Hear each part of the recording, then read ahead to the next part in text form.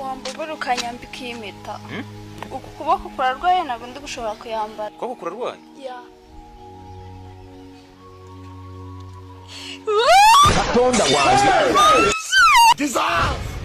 Iposteri wongera yarabimbwiye ko ugiye kumaza. Kandi ari wowe hano sombe nkwambika impeta se? Sinunyambitse impeta nyine urapropose. Tonda wanjye.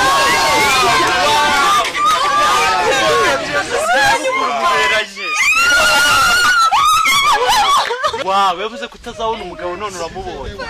Ukuntu muberanye. Bro, doje umugabo wanjye na dufitanye umurenge. Uyu nguyu niwe mufitanye umurenge ejo.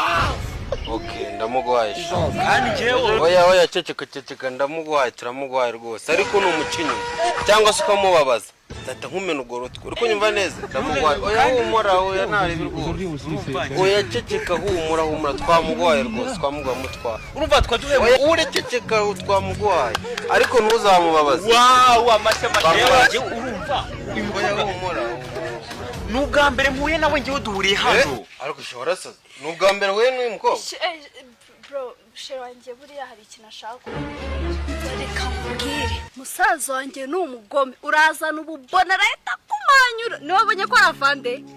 Ngiye ikintu nashakaga ni umugabo umva.